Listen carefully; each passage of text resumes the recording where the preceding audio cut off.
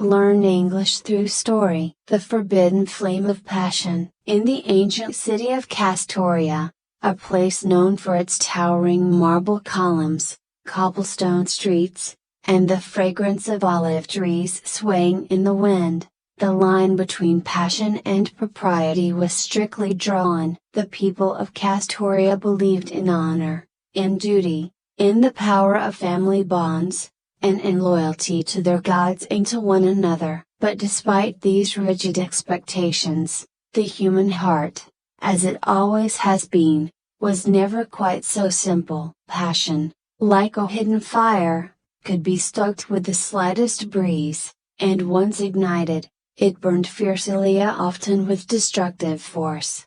At the heart of Castoria's upper society was the House of Eryx, a noble family with a long lineage and deep roots in the city's politics. Lord Nyctes, the patriarch of the family, was a respected statesman, admired for his wisdom and devotion to his wife, Lady Helena. They had been married for nearly 20 years, a union based on shared values and respect, if not the wild passion that marked younger, more reckless couples. Together, they had built a family, raised their children, and maintained a powerful position in Castoria. However, beneath the surface of this stable, respectable life, Lady Helena carried a secret, a yearning that she had long kept buried. Though her marriage to Nyctes was strong, it was also a marriage of convenience, arranged by their families for mutual benefit. Nyctes had always been kind,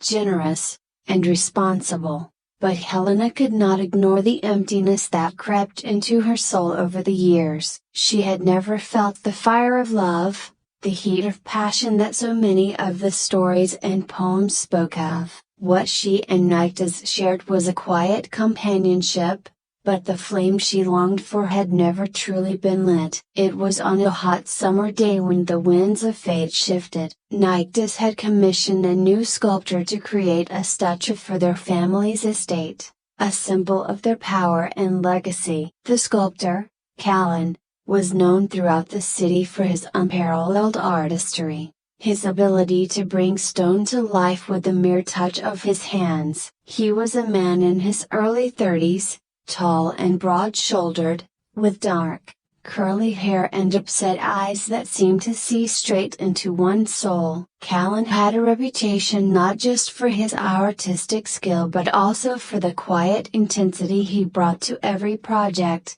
an intensity that made him a figure of intrigue among Castoria's elite.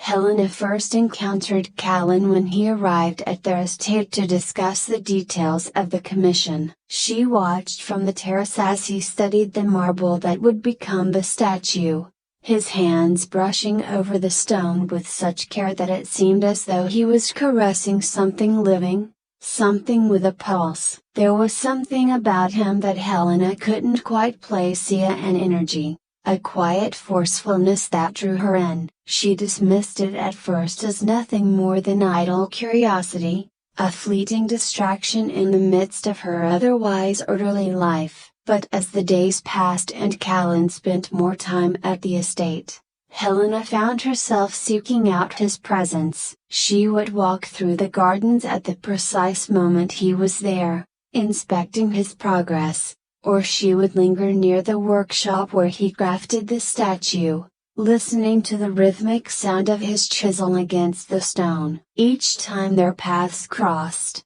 Helena felt a spark, a subtle but undeniable connection that grew stronger with every glance, every word exchanged.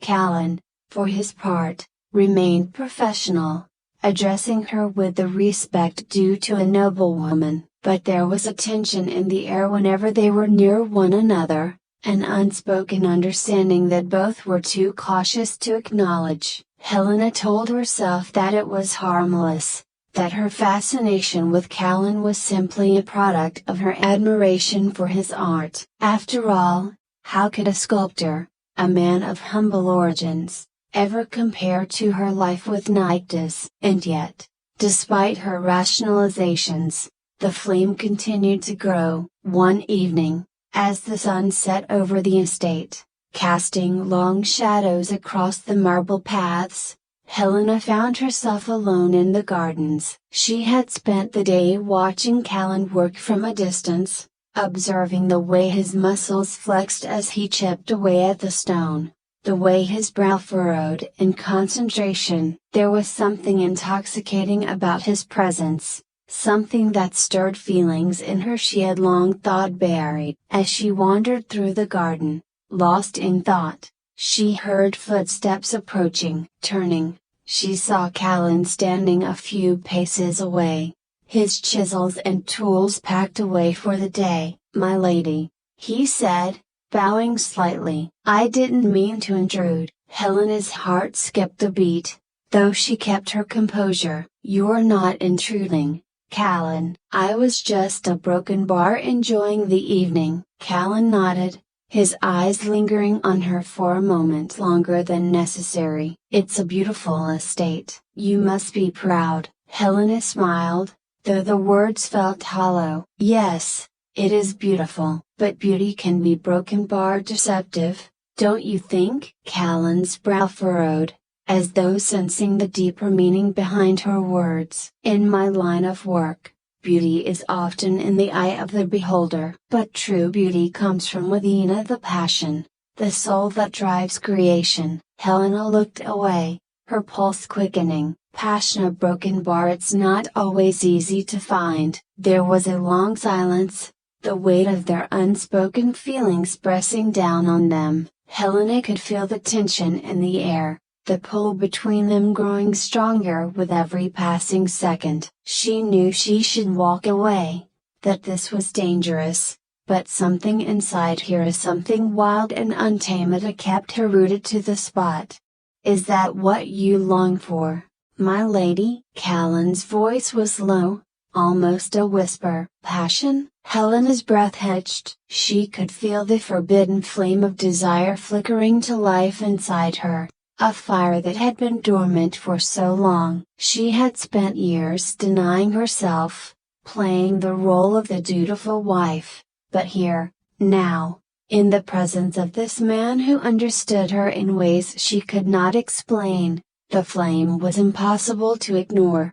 "A broken bar," her voice faltered, the words catching in her throat. "I don't know what I want." Callan stepped closer, his eyes dark and intense. "I think you do, my lady. I think you've always known." Helena's heart raced, her mind torn between the life she had built and the desire that burned inside her. She knew that if she crossed this line, there would be no going back. The consequences would be severing her marriage, her reputation, her very soul would be at risk. But in this moment, with Callan standing so close, the weight of those consequences seemed distant, insignificant compared to the heat of the flame that burned between them. Before she could stop herself, Helena closed the distance between them, her lips brushing against his in a fleeting, hesitant kiss. It was soft at first, a mere spark, but then the fire roared to life, consuming them both. Callan's arms wrapped around her, pulling her close, and for the first time in her life, Helena felt truly alive. The passion she had longed for, the fire that had been missing from her life, was finally hers. But even as the kiss deepened, a voice in the back of her mind screamed at her to stop, to pull away, to remember who she was and what was at stake. With a sudden burst of clarity, Helena broke the kiss, stepping back, her chest heaving with the effort of catching her breath. "A broken bar, I can't," she gasped, her voice trembling. "This is wrong. I'm married. I have a family. A broken bar." Callan's face was a mask of regret, his own breath coming in ragged gasps. "Helena, yeah." But she didn't let him finish. Without another word, she turned and fled into the night, her heart pounding with fear and guilt. What had she done? How had she allowed herself to be swept up in this madness? The days that followed were a blur of shame and confusion. Helena avoided Callan at all costs, refusing to see him or speak to him. She knew that what had happened between them was a betrayal, not just of her husband but of herself. The passion she had longed for had come at a price, and now, the weight of that price bore down on her like a crushing burden. Nyctis, oblivious to the turmoil inside her, continued with his daily life, unaware of the storm brewing within his wife's heart. Helena's guilt grew with each passing day. The flame of passion that had once burned so brightly now reduced to ashes. Finally, unable to bear the weight of her secret any longer,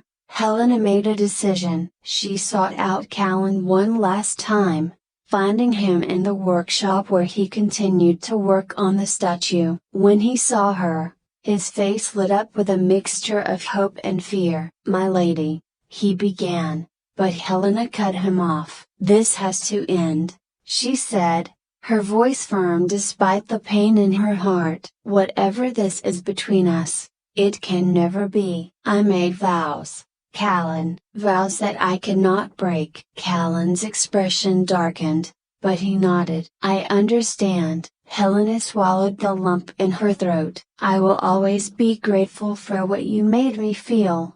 But that flaming broken bar is forbidden, and I cannot allow it to consume me." With that, she turned and walked away, the weight of her decision heavy on her shoulders. She had chosen loyalty, duty, and honor over the passion that had once tempted her, but she knew that the flame would never truly die. It would flicker in the depths of her heart, a reminder of the fire she had once touched but could never fully claim. The flame of passion, while alluring, can be dangerous if left unchecked. It has the power to consume and destroy what we hold most dear. The pursuit of passion must be balanced with wisdom, integrity, and a respect for the commitment we have made. The forbidden flame may burn brightly, but it often leads to ashes and regret if we let it consume us. I hope you enjoyed the story. If you enjoyed, then please like and share this video, and don't forget to subscribe our YouTube channel. Thank you for watching.